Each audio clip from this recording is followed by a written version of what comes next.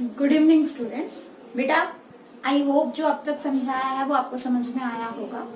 This one is your lecture number 5, okay, and here I'm going to explain you taxonomic hierarchy, okay, one of the important topic that has been included in this chapter, okay.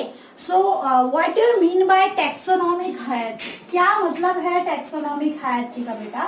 देखो taxonomy आप पढ़ चुके हो, ठीक है ना। Taxonomy के अंदर बेटा जहां हम क्लासिफिकेशन की बात करते हैं, that particular branch is known as taxonomy, ठीक है। जिसमें आपने 4 बेसिक स्टेप पढ़े थे, आइडेंटिफिकेशन, नोमेनक्लेचर, क्लासिफिकेशन, है ना। तो आपने 4 बेसिक स्टेप्स पढ़े थे टैक्सोनॉमी के अंदर। वहीं से आप देखो यहाँ पे एक और वर्ड डाल दिया गया है, हायरार्ची। हायरार्ची का मतलब जस्ट एन अरेंजमेंट, ठीक है। तो देखो एक सिस्टम में, एक सिस्टमैटिक फॉर्म में जब अरेंजमेंट होता है टैक्सोनॉमिक कैटेगरीज का, ठीक है ना, that particular thing is known as taxonomic hierarchy. उसे क्या कहोगे बेटा? टैक्सोनॉमिक हायरार्ची कहोगे। मतलब अब आपको पहले पता होना चाहिए टैक्सोनॉमिक कैटेगरीज क्या है। नो डाउट मैंने पहले आपको समझा दिया है, बट फिर भी बेटा you must know about taxonomic category, ठीक है। तो देखो टैक्सोनॉमिक कैटेगरी क्या है? इट इज अ रैंक, एक रैंक है, एक लेवल है किसी भी पर्टिकुलर थिंग को एक तरीके से अरेंज करने के लिए, ठीक है, क्लासिफाई करने के लिए, ठीक है ना। देखो क्या मतलब है, आप सभी को पता है कि classification is a process in which closely resembling organisms are placed in a group, है ना, ठीक है ना। मतलब क्लासिफिकेशन वो प्रोसेस है जिसमें हम रिजेंबलिंग ऑर्गेनिजम्स को, ठीक है, क्लोजली रिजेंबलिंग ऑर्गेनिजम्स को एक ग्रुप में अरेंज करते हैं। ऐसे आपने बनाए बहुत सारे ग्रुप, और उन ग्रुप में से जो ग्रुप आपस में रिजेंबल करते हैं उनका फिर बनाया एक लार्जर ग्रुप, ठीक है। और उसके बाद फिर वो लार्जर ग्रुप और जो सिमिलर हैं, जैसे देखो मैं आपको बाय डायग्राम दिखा देती हूँ। मान लो आपके पास ऐसे बहुत सारी चीजें हैं, ऐसे करके, आई होप दिख रहा होगा बेटा, इस तरीके से, ठीक है। यहाँ पे बहुत सारे टाइप के ऑर्गेनिज्म है। आपने क्या किया, जो सिमिलर थे उनको एक ग्रुप में डाल दिया, ठीक है। आपने इनके 3 ग्रुप बनाए, एक ये ग्रुप, ठीक है, एक ये ग्रुप, और एक आपने बनाया इन वाले ऑर्गेनिजम्स का एक ग्रुप, ठीक है। इस तरीके से आपने 3 ग्रुप बनाए। अब इन ग्रुप में भी हो सकता है कुछ सिमिलैरिटी हो।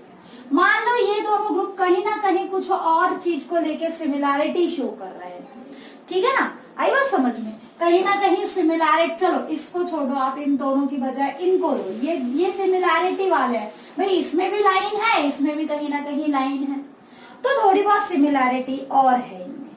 तो इन दोनों का एक बड़ा ग्रुप बना दिया, इसको एक अलग ग्रुप में रख दिया। हो सकता है ऐसे बहुत सारे और ग्रुप भी हों, ठीक है, उनका एक ग्रुप बना देना। आ रही है बात समझ में? जैसे मैंने आपको डाउट क्लास में आपकी एक एग्जांपल दिया था कि if you are going to identify a person, ठीक है, थ्रू गूगल मैप, ओके, आप गूगल मैपिंग से आप जो है किसी पर्सन को आइडेंटिफाई कर रहे हैं, तो आप क्या करेंगे? आपने देखा कि पूरे वर्ल्ड में अलग अलग कॉन्टिनेंट के बाद क्या आएगा? कॉन्टिनेंट क्या है? It is an aggregation of different countries, है ना। तो कॉन्टिनेंट एक बड़ा सा ग्रुप है, और जिसमें छोटी छोटी कंट्रीज का एक ग्रुप है, ठीक है।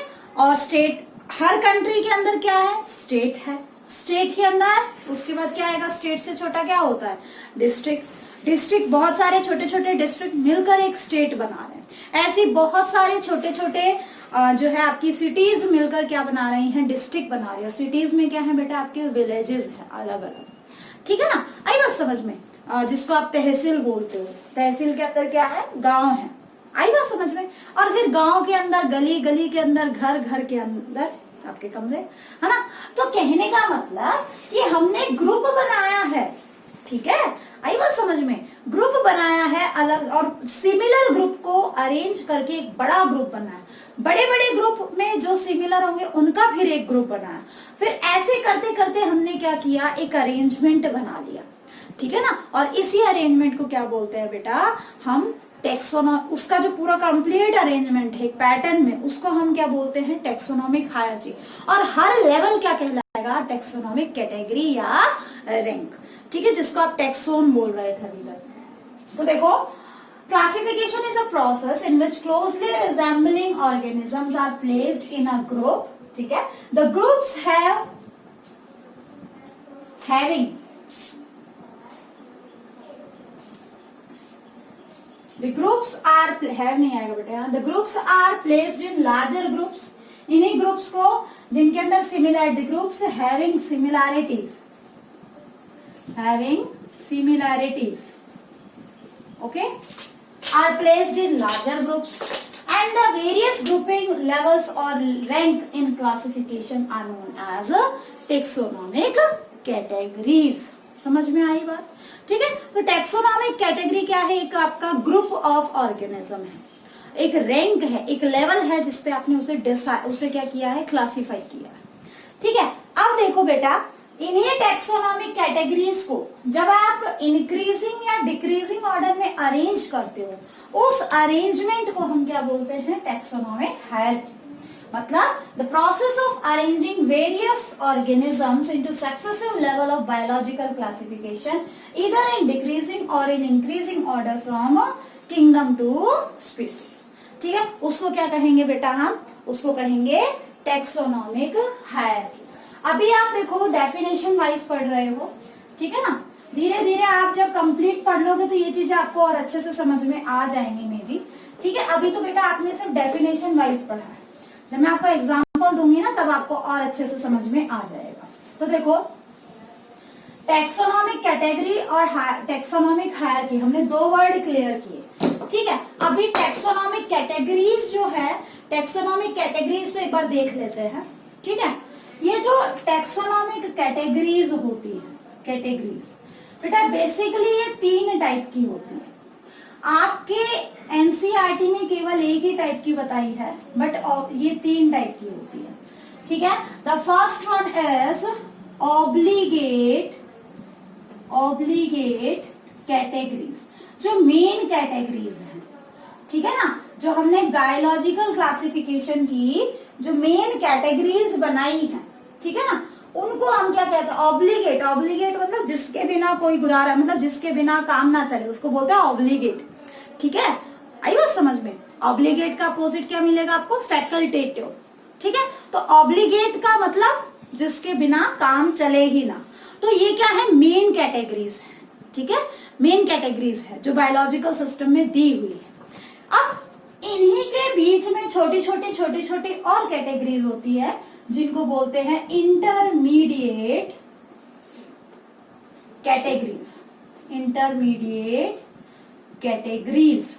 ठीक है, इंटरमीडिएट कैटेगरीज। और थर्ड वन, अब जो सबसे छोटी है उससे भी छोटी हमने बनाई हुई है, हालांकि ये मॉडर्न सिस्टम में आता है और ओल्ड और क्लासिकल सिस्टम में ऐसा नहीं था कुछ भी, ठीक है। तो इसको हम अलग से पढ़ते हैं, that is intraspecific species, sorry categories,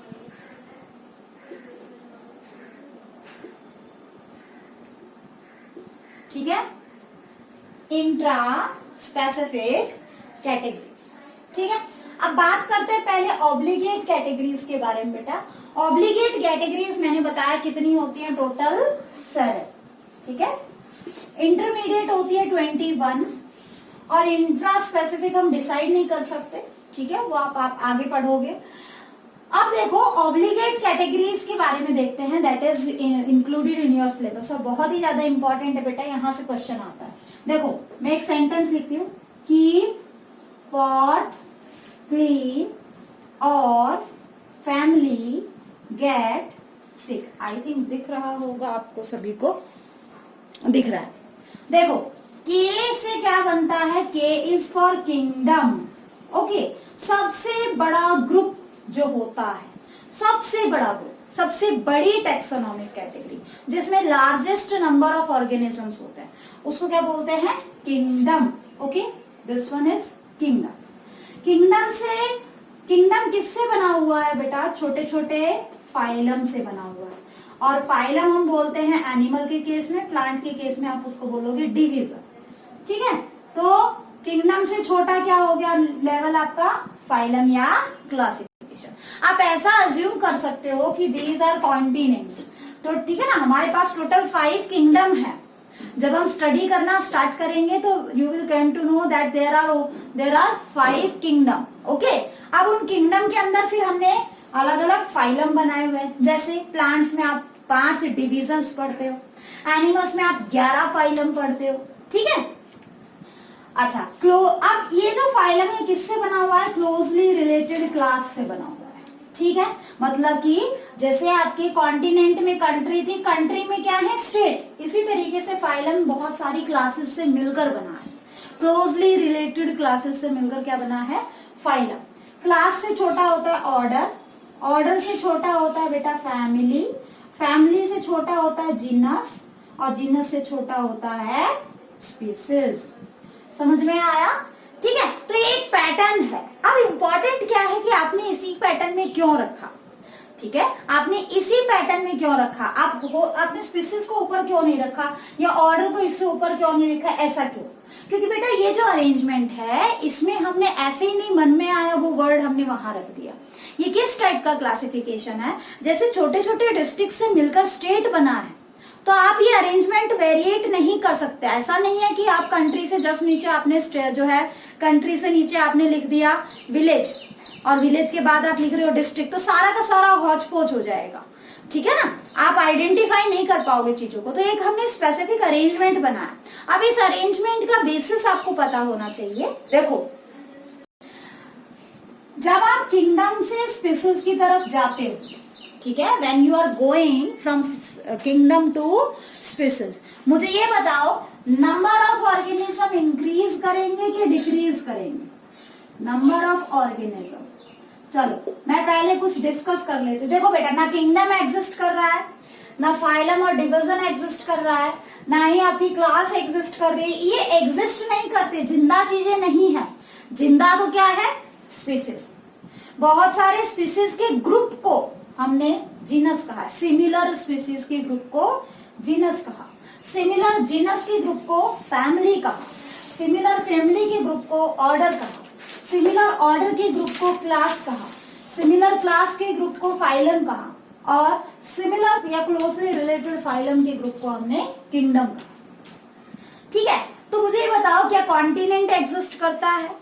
क्या आपका कंट्री एग्जिस्ट कर रही है? क्या स्टेट एग्जिस्ट कर रहा है? क्या डिस्ट्रिक्ट? ये चीजें क्या लिविंग है? नहीं, ये सिर्फ आपने क्लासिफिकेशन बनाई हुई है। ठीक है, क्लासिफिकेशन जस्ट एक पैटर्न है। ठीक है, इस पैटर्न के बाद मेनली एग्जिस्ट क्या करता है? लास्ट वाला पार्ट, यानी कि स्पीसीज। ठीक है, तो species is the only category that exist. ये भी एक कैटेगरी है, टैक्सोनॉमिक कैटेगरी। ये भी एक टैक्सोनॉमिक कैटेगरी है। ये भी मतलब ऑल आर टैक्सोनॉमिक कैटेगरी। हर अपने आप में क्या है? एक टैक्सोनॉमिक कैटेगरी है। अब आई थिंक आपको वर्ड क्लियर हुआ होगा, टैक्सोनॉमिक कैटेगरी। और इन्हीं टैक्सोनॉमिक कैटेगरी को इंक्रीजिंग या डिक्रीजिंग ऑर्डर में अरेंज करना, अभी आपने डिक्रीजिंग ऑर्डर में किया है on the basis of number of organism. ठीक है, देखो किंगडम में ये सारी चीज आ जाती है। देखो किंगडम में फाइलम, फाइलम के अंदर ऑब्वियसली ये होगा, इसमें ये होंगे, इसमें ये और इसमें ये। तो अल्टीमेटली आप कह सकते हो कि किंगडम में ये सारे आ रहे हैं, तो नंबर ऑफ ऑर्गेनिज्म ज्यादा होंगे। तो जब आप किंगडम से स्पीसीज में जाते हो, ध्यान रखना नंबर ऑफ ऑर्गेनिज्म डिक्रीज करते हैं, नंबर ऑफ ऑर्गेनिज्म डिक्रीज करता है। ये क्वेश्चन इंपॉर्टेंट है, आया हुआ है, रेंडमली कई बार पूछ लिया जाता है। ठीक है, when you move from kingdom to species, number of organism decreases। और देख सकते हो एग्जाम्पल बेटा, जैसे अगर मैंने आपको पहले भी आपके स्कूल का एग्जाम्पल दिया था। ठीक है, mainly there are 3 branches of your school. ठीक है, कुंड ब्रांच, बेरोर ब्रांच और अलवर ब्रांच। ठीक है, तो ये अलग अलग ब्रांचेस क्या हो गई बेटा? पहले तो पूरा का पूरा राठ इंटरनेशनल स्कूल, ये तो क्या बन गया आपका? Complete kingdom. किंगडम में आपने देखा 3 ब्रांचेस है इसकी, है ना? वो 3 ब्रांचेस ये हो गए। हर ब्रांच में क्या है बेटा? 4-4 सेक्शन है, तो मतलब 4-4 लेवल है। ठीक है, प्राइमरी लेवल, सेकेंडरी लेवल, ठीक है, इस तरीके से। तो 3 लगा लो लेवल, ठीक है। तो वो लेवल है प्राइमरी 6 to 8 और उसके बाद आपका हायर, ठीक है ना, सीनियर सेकेंडरी। तो यहाँ पे क्लास आ गई। उसके बाद हर क्लास के क्या है आपके सेक्शन है ना। जैसे 9th क्लास के मान लो 3 सेक्शन, 2 सेक्शन, अभी आपके नहीं बने हैं, अभी स्टार्ट ही हुआ आपका स्कूल, लेकिन कुछ साल बाद बन जाएंगे, अगले साल बन जाएंगे, है ना, या स्कूल आओगे जब बन जाएंगे। तो कहने का मतलब कि अब सबसे ज्यादा ऑर्गेनिज्म कहाँ पे है, सबसे ज्यादा ऑर्गेनिज्म आपकी तीनों ब्रांचेस को जब आप इकट्ठा करोगे, यानी कि सबसे ऊपर वाला जो पार्ट है, लार्जेस्ट कैटेगरी। तो ध्यान रखना, kingdom is the largest category and species is the smallest category with respect to number of organism. Clear, ठीक है। इसके बाद बेटा दूसरी चीज सिमिलैरिटी। सिमिलैरिटी का मतलब क्या है भाई, ये स्पीसीज में जो ऑर्गेनिजम्स होंगे वो क्लोजली रिलेटेड होंगे, ठीक है। और जो जीनस में है, नो डाउट अलग अलग स्पीसीज का मिलकर ग्रुप बना है जीनस, ठीक है, लेकिन स्पीसीज में जितनी सिमिलैरिटी थी उतनी अलग अलग स्पीसीज के बीच में सिमिलैरिटी इतनी नहीं मिलेगी, ठीक है। अलग भाई सिमिलैरिटी थोड़ी कम हुई है तभी तो अलग अलग स्पीसीज बनी है। तो जब हम ऊपर से नीचे जाते हैं तो ध्यान रखना बेटा, सिमिलैरिटी इंक्रीज करती है, ऊपर से नीचे आते हो तो, नीचे से ऊपर जाते हो तो सिमिलैरिटी डिक्रीज। किंगडम में जो अलग अलग फाइलम है उनमें सिमिलैरिटी क्या होगी, थोड़ी सी कम हो जाएगी। आई बात समझ में, सॉरी ये बढ़ जाएगी। अलग अलग किंगडम में सिमिलैरिटी कम है, लेकिन जैसे ही आप किंगडम से फाइलम में आते हो, ठीक है, तो सिमिलैरिटी इंक्रीज होती है, ठीक है ना। Phylum are more related to each other. ऐसे ही अगर हम बात करें फाइलम से आप क्लास में जाते हो तो क्लासेस आर मोर रिलेटेड, ठीक है ना। तो इस तरीके से बेटा जैसे हम ऊपर से नीचे की तरफ आते हैं, जैसे देखो हमने कॉन्टिनेंट वाला जो एग्जांपल लिया था, कॉन्टिनेंट के लोगों में इतनी सिमिलैरिटी नहीं होगी, अलग अलग कॉन्टिनेंट के लोगों में थोड़ी बहुत होगी, ठीक है। उसके बाद आप जब कंट्री लेवल पे आएंगे तो थोड़ी सी सिमिलैरिटी बढ़ जाएगी, नजदीक की जितनी भी एक कॉन्टिनेंट में कंट्रीज है उनके अंदर सिमिलैरिटी कुछ हद तक इंक्रीज करेगी। फिर आप कंट्री, एक पर्टिकुलर कंट्री के स्टेट्स में जाओगे तो एक कंट्री में कुछ सिमिलर, जैसे हम इंडिया की बात करें, सभी जो है हिंदी भाषी है, हमारा पूरा कॉन्स्टिट्यूशन सब एक ही फॉलो कर रहा है, तो कहीं ना कहीं पूरे स्टेट में एक यूनियन है और एक सिमिलैरिटी, ठीक है। इंडियंस दिखने में लगभग एक जैसे होते हैं, ठीक है। ऐसे ही अब आप उससे और लोअर कैटेगरी पे आओगे, अगर हम बात करें स्टेट की, तो हर स्टेट की अपनी क्या होगी, यूनिकनेस होगी, इसीलिए जो नजदीक के स्टेट है, ठीक है ना, मतलब स्टेट्स में ज्यादा सिमिलैरिटी होगी आपस में with respect to other countries. मैं क्या कह रही हूँ कि एक देश की अलग अलग स्टेट में ज्यादा सिमिलैरिटी होगी बजाय कि अलग अलग देश के स्टेट्स के बीच में, ठीक है। तो कहने का मतलब सिमिलैरिटी जब आप किंगडम से स्पीसीज की तरफ जाते हो तो इंक्रीज करती है। पैटर्न कैसे भी पूछ सकते हैं, साफ साफ ये लाइन बेटा एनसीईआरटी में दी हुई है, तो इसको अच्छे से कर लेना। अब देखो बात करते हैं इंटरमीडिएट कैटेगरीज की, ठीक है ना, इंटरमीडिएट कैटेगरीज की। तो बेटा इंटरमीडिएट जैसे आपके क्लास और ऑर्डर के बीच में आया तो सब क्लासेस, ठीक है, ये भी एक इंटरमीडिएट कैटेगरी हो गई। ये सब ऑर्डर हो जाएगा, ये सब फैमिली, ये सब जीनस, ठीक है। इस तरीके से जब इनके बीच में कोई कैटेगरी आ रही है, ऑब्लिगेट कैटेगरी के बीच में कोई कैटेगरी आ रही है, तो उसको क्या कहोगे, इंटरमीडिएट कैटेगरी। क्लियर, ठीक है। अल्टीमेटली इंट्रा स्पेसिफिक, इंट्रा का मतलब विद इन, स्पीसीज के अंदर, ठीक है। स्पीसीज क्या है, मॉर्फोलॉजिकल, अभी आगे हम डिस्कस करेंगे, मॉर्फोलॉजिकली सिमिलर ऑर्गेनिजम्स कह रहे हो आप, आगे और अच्छे से डेफिनेशन करेंगे स्पीसीज की। तो उन्हीं स्पीसीज में कुछ एक में थोड़ा डिफरेंस होता है, हालांकि वो एक से बिलोंग करती है, तो स्पीसीज से भी छोटी क्लासिफिकेशन हम करते हैं, सब स्पीसीज, है ना। तो सब स्पीसीज का कॉन्सेप्ट अगर हम ले रहे हैं, सब स्पीसीज हो गई, सब स्पीसीज को बेटा वेराइटी भी बोलते हैं, ठीक है, मतलब कि स्पीसीज से और छोटा लेवल, हालांकि ऑब्लिगेट कैटेगरी में उसको इंक्लूड नहीं किया जाता, अलग अलग सब स्पीसीज मिलकर स्पीसीज बना रही है, ठीक है। तो सब स्पीसीज या वेराइटी किसको रिप्रेजेंट कर रहा है, अलग अलग टाइप की इंट्रा स्पेसिफिक कैटेगरीज को एक्सप्लेन कर रहा है।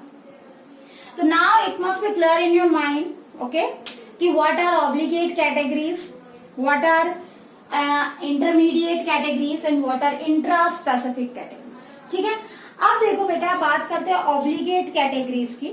ठीक है, और ऑब्लिगेट कैटेगरीज में भी डिफाइन करते हैं, स्टार्ट करते हैं स्पीसीज से। ठीक है ना, आज हम सिर्फ स्पीसीज वाला पार्ट कंप्लीट करेंगे बेटा। तो बेटा ऑब्लिगेट कैटेगरीज की बात करते हैं हम। ठीक है, there are total 7 obligate category. और देखो याद करने के लिए एक स्टेटमेंट बताती हूँ आपको। ठीक है, एक स्टेटमेंट बताती हूँ, कीप पॉट क्लीन और फैमिली गेट सिक। बेटा ये एक लाइन है, एक स्टेटमेंट है। इस लाइन को याद कर लोगे ना तो आपको कंप्लीट जो हायरकी है वो याद हो जाएगी। कीप पॉट क्लीन और फैमिली गेट सिक। घड़े को साफ रखो नहीं तो पूरा परिवार बीमार पड़ जाएगा। ठीक है ना, आई बात समझ में। के for kingdom, P for phylum. ठीक है, और ध्यान रखना फाइलम को ही क्या बोलते हैं हम, डिविजन। इसके अलावा C for class, O for order, F for family, G for genus, S for species. ठीक है, तो ये स्टेटमेंट बेटा आप याद रखना ताकि आपको इजीली ये पैटर्न याद हो जाए। ठीक है, जस्ट एक लर्निंग ट्रिक है, आपको आपकी प्रेशर बुक में, रिफ्रेशर वाली जो बुक्स हैं उनमें मिल जाएगा। ठीक है ना, अब देखो इन्हीं 7 ऑब्लिगेट कैटेगरीज को हमने किसमें और डिवाइड, किसमें अरेंज किया हुआ है, कैसा सिस्टम है हमारा, अरेंज इन डिसेंडिंग ऑर्डर। ठीक है, एक डिसेंडिंग ऑर्डर में, डिक्रीजिंग ऑर्डर में हमने इसको अरेंज किया हुआ है। चाहे आप सिमिलैरिटी के रेस्पेक्ट में लगा लो, चाहे आप नंबर ऑफ ऑर्गेनिजम्स के बेस पे लगाओ, तो डिक्रीजिंग ऑर्डर में किंगडम से स्पीसीज तक। ठीक, अब देखो सबसे छोटी, सबसे पहले, ठीक है ना, सबसे लोएस्ट टेक्सोनॉमिक कैटेगरी की बात करते हैं, दैट इज स्पीसीज। ठीक है, तो ये जो टर्म है species that was coined bye John रे, सबसे पहले जॉन रे ने इनके बारे में हमें बताया था, ये जो टर्म है वो दी थी। ठीक है, इसके बाद बेटा अगर हम देखें इससे तो it is the lowest category in the classification. Classification के अंदर सबसे छोटी कैटेगरी क्या है, आपकी स्पीसीज है। क्लियर? ठीक है, और only taxonomic category that exist. इससे ऊपर की कैटेगरीज कभी भी एग्जिस्ट नहीं करती, जिंदा नहीं है, लिविंग नहीं है, केवल यही वो है और इंडिविजुअल जो एक्चुअल में एग्जिस्ट करते हैं। ठीक है ना, बाकी तो सिर्फ क्लासिफिकेशन का एक हिस्सा है। ठीक है, इसके अलावा देखो कैसे आप इसको डिफाइन करोगे बेटा, डेफिनेशन अच्छे से समझ लो क्योंकि आपकी बहुत सारे कॉन्सेप्ट्स को ये क्लियर करेगी। और पेपर में अगर आता है तो आपने ये डेफिनेशन जरूर याद करके लिखनी है। ठीक है, ये मेन डेफिनेशन है जो एनसीईआरटी ने दी है, आप कहीं पे भी पढ़ोगे जनरली इस टाइप यही डेफिनेशन मिलेगी आपको। अ group of closely related individuals. अब आप किसको कहोगे कि स्पीसीज से बिलोंग करता है। मान लो मेरे पास कोई इंडिविजुअल है, कुछ ऐसे हैं, कुछ ऐसे हैं, ठीक है, कुछ ऐसे हैं, कुछ ऐसे हैं और कुछ इस टाइप के भी हैं, कुछ इस टाइप के भी हैं। ये आपकी पूरी एक पॉपुलेशन है जिसमें अलग अलग टाइप के ऑर्गेनिजम्स हैं। कोई एक एरिया है, मान लो ये एरिया ले लिया हमने, इस एरिया के अंदर आपके पास अलग अलग टाइप के ऑर्गेनिजम्स हैं। ठीक है, अब देखो क्लोजली रिलेटेड, ठीक है, क्लोजली रिलेटेड, लेकिन किस रिस्पेक्ट में आप रिलेट कर रहे हो। ठीक है, तो क्लोजली रिलेटेड किसके अंदर, मोर्फोलॉजिकली दिखाई दे रहे हो, मतलब एक्सटर्नल कैरेक्टर लगभग दिखने में सेम, जैसे कि गधा, घोड़ा लगभग एक जैसे तो होते हैं दिखने में, है ना, लगभग कंप्लीट नहीं बट कंप्लीट सिमिलर होते हैं। ठीक है, इसके अलावा एनाटॉमिकली मतलब कि उनका इंटरनल बॉडी स्ट्रक्चर सेम हो। ऐसा नहीं कि आप किसी एक प्लांट को और किसी एक एनिमल को अरे क्या कर रहे हो, जो है एक दूसरे के साथ कंपेयर कर रहे हो, नहीं। ठीक है, आपको क्या करना है एनाटॉमिकली उसकी एनाटॉमी यानी कि इंटरनल स्ट्रक्चर्स को हम क्या बोलते हैं, एनाटॉमी। ठीक है, वो सेम हो। ठीक है, इसके अलावा उनका biochemical behaviour, biochemical character, bio मतलब लिविंग, केमिकल यानी कि केमिस्ट्री से रिलेट कर रहा है, उसके अंदर जो केमिकल्स हैं वो लगभग सेम। ठीक है, जैसे प्लांट्स और एनिमल्स में केमिकल्स में थोड़ी बहुत क्या होती है, डिसिमिलैरिटी होती है, इसीलिए वो अलग अलग से बिलोंग करते हैं। ठीक है। इसके अलावा बेटा साइटोलॉजिकल, ठीक है, साइटोलॉजिकल यानी कि आपके सेल्स से जब आप रिलेट करो तो उसमें भी सिमिलैरिटी मिले, और जो जितना ज्यादा सिमिलर है वो उतना ही ज्यादा क्लोजली रिलेटेड है। आई बात समझ में, ठीक है ना। ठीक है, तो देखो हमें क्या देखना है अभी, चलो यहाँ पे बाकी चीज तो हम नहीं देख सकते, बट हम मोर्फोलॉजिकली तो चलो यहाँ कंपेयर कर सकते हैं, क्योंकि एनाटॉमी और ये सब तो हम यहाँ पे कंपेयर कर नहीं सकते, है ना। तो मोर्फोलॉजिकली देखो, अब आपको दिखाते हैं, देखो ये भी गोल गोल सा कुछ है, और इधर से ये वाले भी कुछ गोल जैसे ही है, थोड़ा बहुत डिफरेंस है। तो ये हमने बना दी एक स्पीसीज, ठीक है, इसको क्या बना दिया आपने, एक स्पीसीज।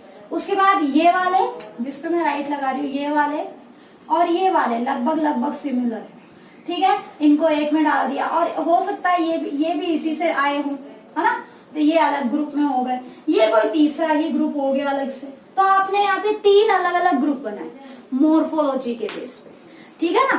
तो ये जो 3 अलग अलग ग्रुप है, इनको हर एक ग्रुप को आप क्या बोल रहे हो, स्पीसीज बोल रहे हो, ठीक है। तो क्या है, it is a group of closely related individuals.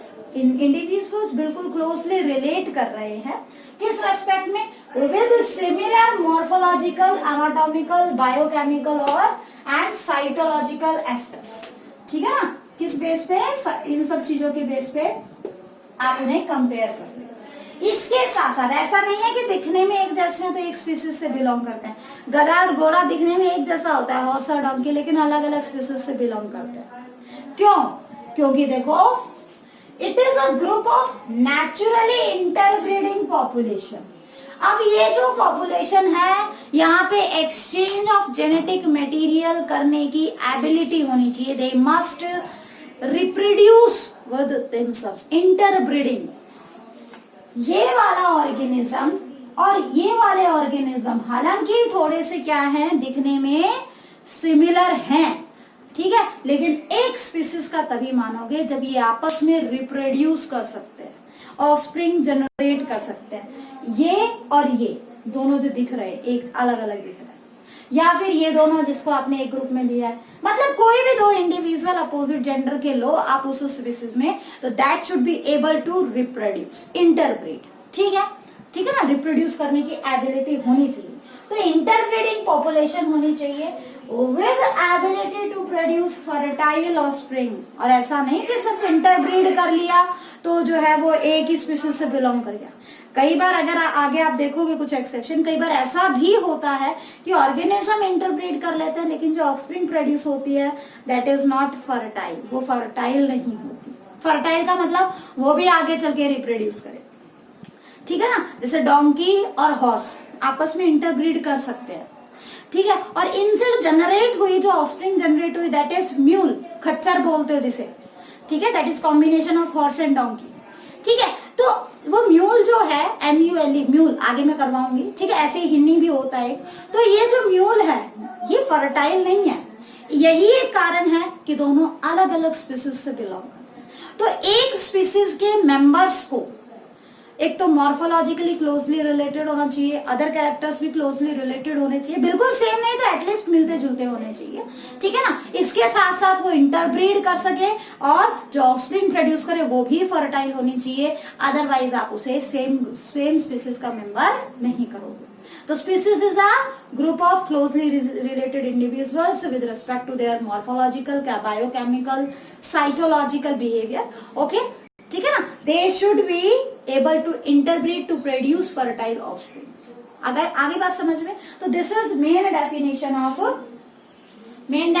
Of species, ठीक है बेटा।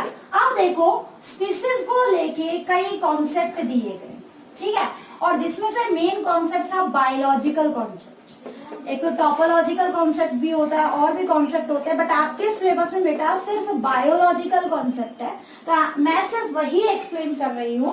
फिर भी अगर किसी बच्चे को थोड़ा और डीप से पूछना हो तो आप अपने डाउट क्लास में मुझसे कंसल्ट कर सकते हो, ठीक है। तो next is your concept of species, concepts of species.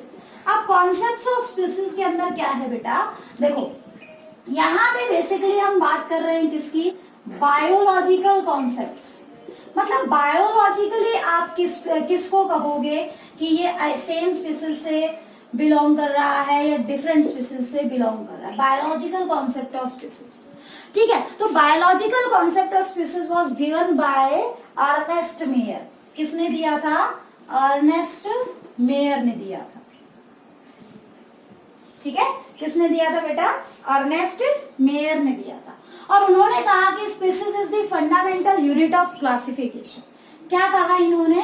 इन्होंने कहा species is the fundamental, fundamental का मतलब basic, fundamental unit of classification, fundamental unit of classification. Clear? तो अर्नेस्ट मेयर ने प्रपोज किया था बेटा, ये क्वेश्चन डायरेक्ट पूछा जा सकता है कि अर्नेस्ट मतलब कि बायोलॉजिकल कॉन्सेप्ट किसने दिया था। ठीक है, और ये जो डेफिनेशन जो हमने पीछे पढ़ी है ना, ये बायोलॉजिकल कॉन्सेप्ट को ही एक्सप्लेन करती है। ठीक है, उन्होंने क्या कहा, इन्होंने क्या कंसीडर किया कि जो इन्होंने कंसीडर किया रिप्रोडक्टिव आइसोलेशन वाली चीज को, रिप्रोडक्टिव आइसोलेशन क्या मतलब है? इन्होंने कहा those organisms which are reproductively isolated are not considered to be member of the same species। अब reproductively isolated का मतलब isolate करना मतलब अलग हो जाना, separate हो जाना। ठीक है, तो जो ऑर्गेनिज्म आपस में रिप्रोड्यूस नहीं कर सकते, ठीक है, वो क्या हो गए? Reproductively isolated. आइसोलेशन का मतलब अलग हो जाना, सेपरेट कर देना, है ना। जैसे आपने अभी कोरोना चल रहा है तो आप सभी ने आइसोलेशन वर्ड नाम का एक वर्ड सुना होगा। आइसोलेशन, अलग कर देना, सेपरेट कर देना। यहां इसको कैसे यूज किया है? रिप्रोडक्टिवली आइसोलेशन, मतलब ऐसे ऑर्गेनिज्म जो एक दूसरे के साथ रिप्रोडक्शन नहीं कर सकते, उसको आपने क्या कहा बेटा? Reproductively isolation. तो इन्होंने बेसिकली जो है किसके ऊपर बेस्ड है biological concept of species? It is based upon reproductive isolation. Those organisms which are not able to reproduce or which are reproductively isolated are not considered member of same species. But those which can easily interchange their genes, ठीक है, through reproduction, उनको क्या कहेंगे हम? क्या कहोगे आप? Same species के मेंबर कहोगे। ठीक है, तो इन्होंने दो बातें कही कि एक ग्रुप के अंदर a species is a group of organism. ठीक है, उन्होंने क्या बात कही? A species is a group of organism जो दो बेसिक कैरेक्टर्स को फॉलो करता है। ठीक है, a species is a group of organisms. अब यहाँ पे इन्होंने दो कैरेक्टर बता दिए बेटा। ठीक है, पहला कैरेक्टर क्या कहता है कि ऐसे organism which are closely related sharing a common gene pool, which are closely related,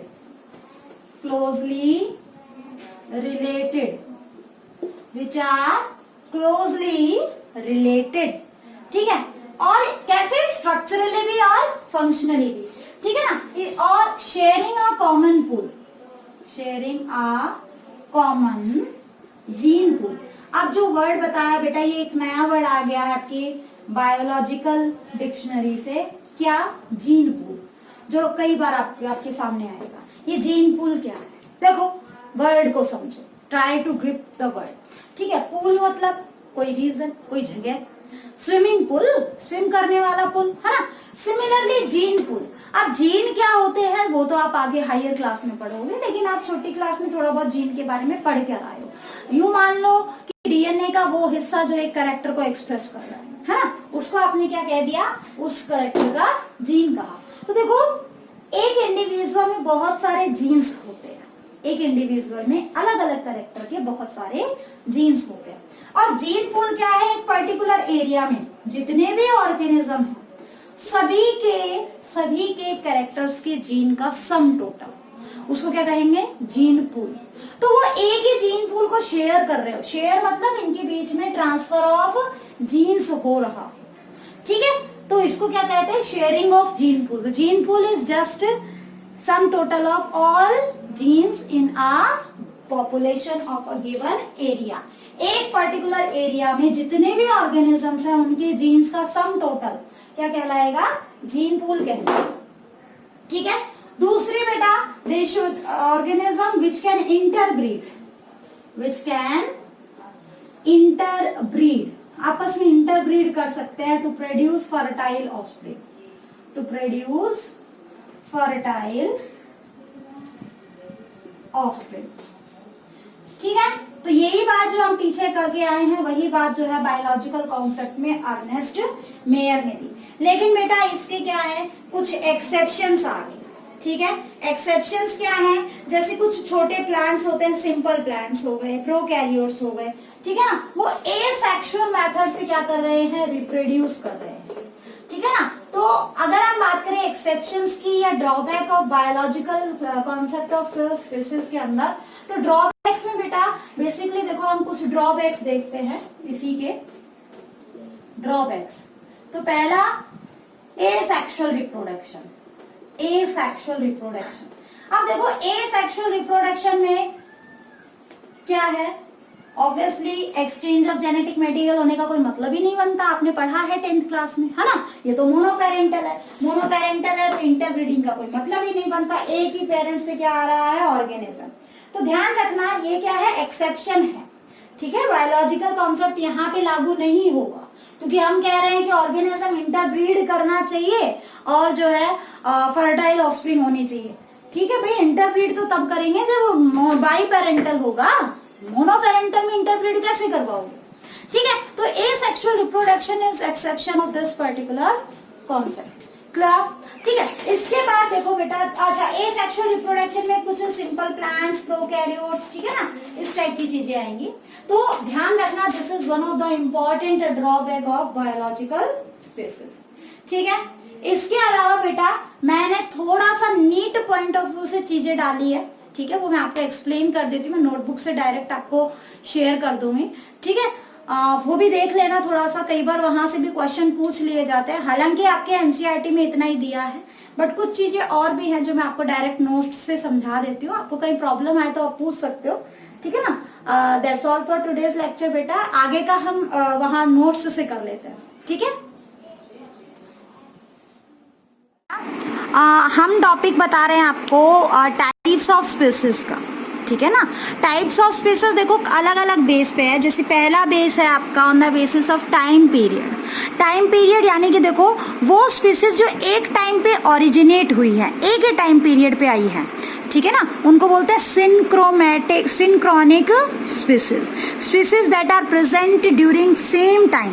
ठीक है। जैसे टेरिडोफाइट्स हैं, डायनासोर्स हैं, ये एक ही टाइम पे क्या है, जो है एग्जिस्ट कर रही हैं। तो इनको सिंक्रोनिक, सिन मतलब एक साथ, क्रोनो वर्ड होता है आपका टाइम पीरियड के लिए।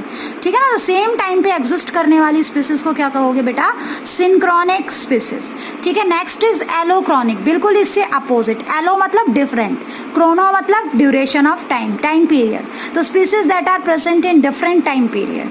ठीक है। एंजियोस्पर्म्स एंड डायनासोर्स अलग अलग टाइम पे एग्जिस्ट करते थे। ठीक है। एंजियोस्पर्म है उस टाइम पे, डायनासोर्स नहीं है। ठीक। तो ये क्या हो गए, दो अलग अलग टाइप की स्पीशीज हो गई। इस टाइप के वर्ड्स बेटा आपको देखने के लिए मिलेंगे अगर एमसीक्यू सॉल्व करोगे उस टाइम पे। नेक्स्ट है on the basis of graphical distribution.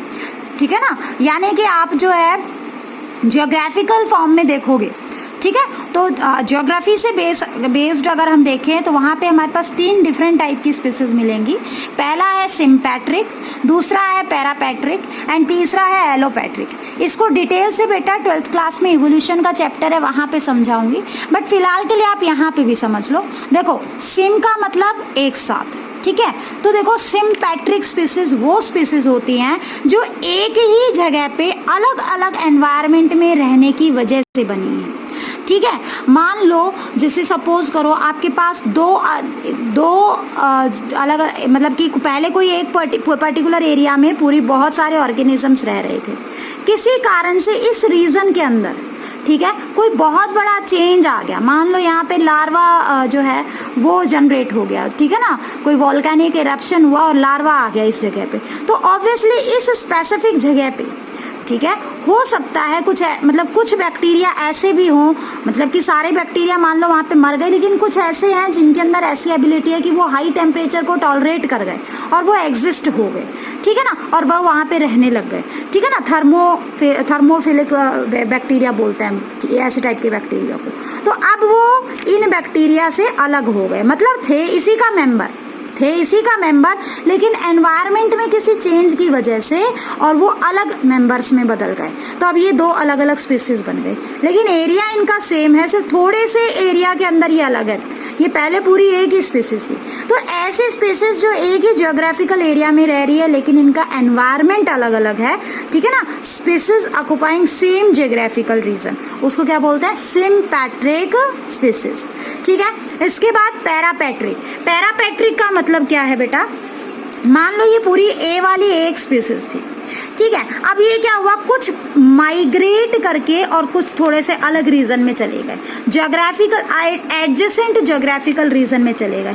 जैसे मान लो कुछ लोग जैसे आपके हरियाणा से मेनली बिलोंग करते थे और किसी भी कारण से कोई भी रीजन की वजह से वो किसी और स्टेट में जाके बसने लग गए, नजदीक स्टेट में, ठीक है। तो ऐसे दूर दूर जाके रहने लगे तो अब उनके अंदर उस एनवायरनमेंट के जैसा चेंज आ गया, ठीक है, जिसकी वजह से क्या हुआ, उनके अंदर वैसे ही चेंजेस आए जैसा वहाँ का एनवायरनमेंट था, और वो धीरे धीरे टाइम के साथ एक नए स्पीसीज में बदल गए। लेकिन कहीं ना कहीं एक ऐसा रीजन भी होगा जहाँ पे इनके कैरेक्टर भी मिलेंगे, इनके भी, तो एक ओवरलैपिंग नैरो रीजन भी मिलेगा जिसमें दोनों स्पीसीज के इंटरमीडिएट्स आपको देखने को मिलेंगे, ठीक है। Species occupying adjacent geographical area, लेकिन ध्यान रखना यहाँ पे ओवरलैपिंग रीजन जरूर मिलेगा आपको, ठीक है।